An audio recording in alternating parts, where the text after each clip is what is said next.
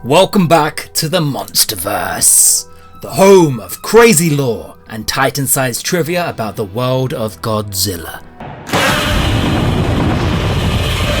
Last time, if you remember, we covered the origins of King Kong's Thunderhammer, Ultraman's copious tax fraud offences, is Mothra actually a moth?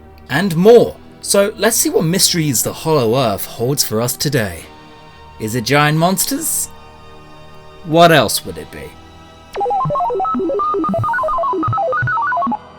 First up today, let's talk Dokuta Fool, a Japanese terrorist scientist.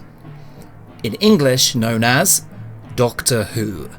Doctor Who was a recurring villain of the King Kong show and battled many a kaiju. First released in 1967, could this be an intentional crossover with another series? Enter niche British sci-fi fantasy series Doctor Who, a serialised woke kids show that began in 1963. Originally a spin-off of Blue Peter, this show depicts Dokuta Fu and his friend, Blue Peter, battling all manner of evil robots, giant monsters and orientalist villains. It's for this reason that English weirdos have drawn a connection between this Doctor Who and the Toho Godzillaverse. Is there something there? Well, whilst Doctor Who certainly was not popular, or even broadcast to Japan at this time, this Doctor Who's resemblance to beloved Kong villain is admittedly uncanny. Wearing Dokuta Fu's iconic costume, sharing his obsessive goal to destroy all monsters, and saying his classic catchphrase, "This isn't the last you've seen of me, King Kong." There certainly is more than a passing connection. As of course you all know, Dokuta Fu was a mad scientific genius. With a secret hideout in the North Pole, Dokuta Fu could be anywhere in the world in a flash. In the film King Kong Escapes, Doctor Who stole the plans for a robot duplicate of King Kong, a perfectly innocent operation. And what does he do? Use them to construct his ultimate creation, Mechani-Kong, so he could mine the highly radioactive Element X for Madame Piranha. But when Doctor Who is betrayed by his assistant, Susan, King Kong defeats Mechani-Kong, meaning Doctor Who must go to Mondo Island and use his brain control powers to control King Kong. That's how you create a classic cult character.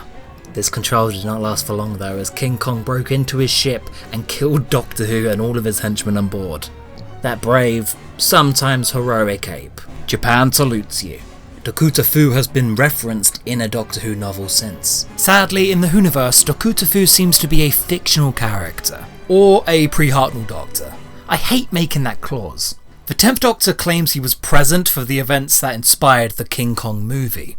A throwaway gag, but I absolutely need you to expand on that, Doctor Who. Matrix! The bit's over, the bit's dead. There's our real fact. Unit, on the other hand, do have access to Kaiju. But Sam, I hear you say, voiced like a shriveled coward. There's lots of giant monsters in the Doctor Who verse. How are they Kaiju? Well, Japan doesn't appear often in the Doctor Who verse, but when it does, it's being besieged by giant monsters. There's the story Big in Japan, where Unit and the Japanese army deploy a giant mecha to battle... Dinosaur? Oh, sorry, no, the Kaznak Simu system, which is a 3D video game technology that generates giant monsters. So that's a lot more sensible. Then the Doctor teams up with the Japanese branch of Unit again to take out the Axons, who have turned themselves into a giant golden baby. Hell, Japan gets a really stereotypical bad go of it, huh? Let's not forget the time the Master set it all on fire for fun. But no, I'm actually referring to British soil. British Kaiju. No, sorry, I mean the other one. In the comic Official Secrets, the Dr. Jack and Rose come across the 1970s Unit team, who are battling astrally projected giant monsters. Yep, that Pacific Rimming it. Just plug a guy up to a giant crab and let him loose. What was originally technology is then passed on to a kid who biologically inherited it? Did I get that right? Like, I'm sure I did, but that sounds too silly to believe. And with the Doctor's help, and his laser cannon, he becomes king of the monsters and saves the day. Meaning this technology still exists and is actually taken away in the next story. So, Unit in the 70s, or the British government, have access to astral projection, Kaiju. And it just never comes up. This is the maddest Doctor Who story in a hot minute, and that's really saying something. This incident had so much collateral damage, and Unit's leader Harry Sullivan being so reckless that Unit is actually shut down for a number of years. Which, hey, factor that into the Unit dating controversy. Now, whenever there's a massive season finale, my mind will be thinking, why doesn't Unit just use the giant megalodon? Dalek invasion, summon the crab! That's insane technology for people from 50 years ago to have. Maybe it's a good investment? I think you got a couple invasions coming your way in the next 50 years.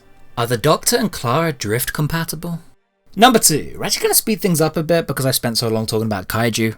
What can I say? King Kong vs Godzilla 2021. Not showing in cinemas right now. Matrix, do the boobly boop. The Doctor can sense evil. But only sometimes, because sometimes the Doctor doesn't even believe in evil as a concept. Hardly anything is evil, but most things are hungry. Hey, great line, good philosophy, not compatible with the series we've seen so far. Let me introduce you to Greyman. This is a member of the very first species ever created, and his people created the binary system of good versus evil. Not as in a faith or a religion, but an actual physical entity. An actual battle happening amongst the stars. The Doctor himself originally was an ardent believer in evil, because according to Twice Upon a Time, it's one of the most central reasons he left Gallifrey to begin with. There is good, and there is evil. I left Gallifrey to answer a question of my own. Why does good prevail? That sounds like a guy who's convinced that evil isn't just a philosophy or a matter of perspective. But no, some Doctors, namely the Scottish ones, insist that it's not that literal. The very same Doctor that battles physical manifestations of evil and hatred on the daily. And I don't just mean like the Master or the Daleks, hell even the Daleks think they're the good guys from their point of view. I mean the true chaotic, gaseous balls of hate. I am evil incarnate. Alright buddy, chill out. The 7th Doctor battles Femric and legitimate elder gods of chaos and general mischief. There is something evil here, and we must stay. Evil? Don't be daft. Evil is what I meant. The Doctor has a very complex relationship with the concept of evil. But he shouldn't, because he has an actual sense in his body that tells him when it's nearby. Don't believe me? How about this scene? You know, there's something alien about that tower. I can scent it. Smells okay to me. Good old London smoke. I can feel it's got something sort of powerful. Look at my skin. Look at that. I've got that pricking sensation. That sensation again, the same, just as I had when I thought the Daleks were near. Well that was just the 60s. Who could be surprised if they gave him a random superpower one week? Can't you sense it now? Sense what? Evil. There's evil in this place. Yeah, but surely not in the revival. Look at that. What? Something very not good indeed. What thing very not good? Look there, in the window of the church. I know evil when I see it, and I see it in that window. The Doctor has a spidey sense. He can smell evil, which would help in stories like this, and this. That itching feeling he gets when he's around Daleks, well that comes back in Evil of the Daleks. If the Doctor knew Daleks were nearby, stories would go by a lot quicker. So look at these other Doctors trying to be all measured and grown up.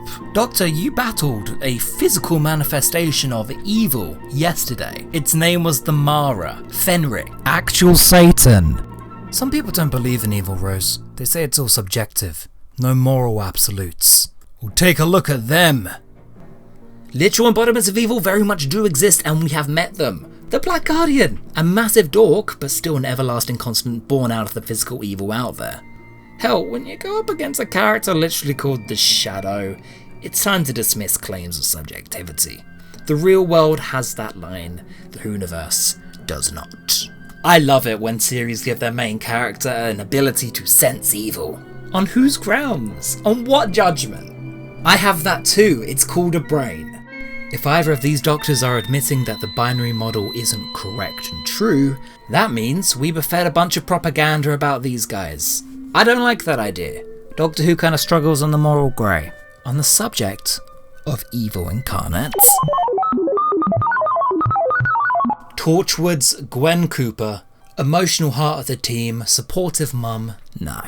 Gwen Cooper's true purpose was to be the ultimate, destined host of the Fendal.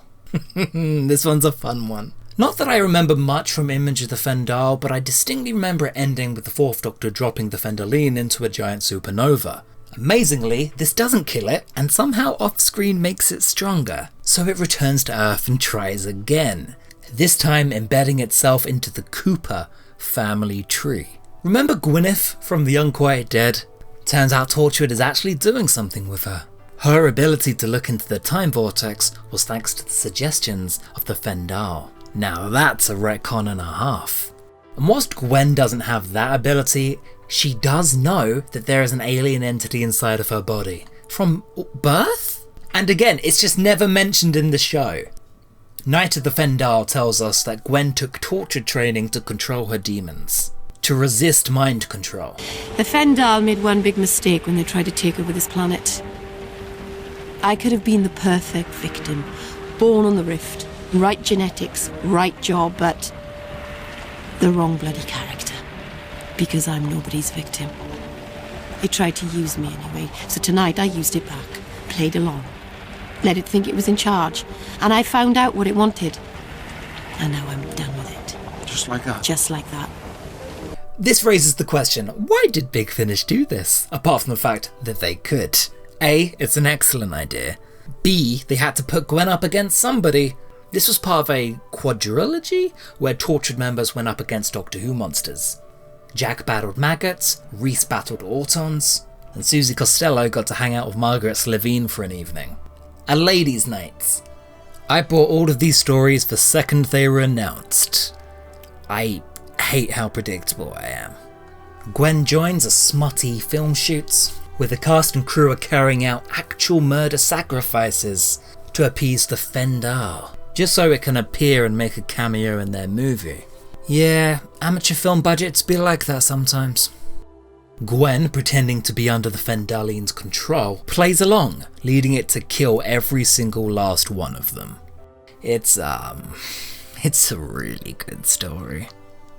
Gwen Cooper 1, Doctor Who 0. So yeah, Gwen Cooper is the physical manifestation of evil. Certainly explains a lot of things, like the cheating, and becoming a cop. I wonder if Russell T Davies knows this pretty significant change. Probably doesn't care. But I do. This story wasn't even a Torchwood mission, it was just Gwen Cooper settling some beef. Gwen Cooper is one bad bitch. Thank you for watching. This one was wank, right? Let me know if you thought it was wank. If you didn't think it was wank, feel free to go give me a tip on Ko-fi. I'd really appreciate it. And it's the quickest way for me to get more of these out.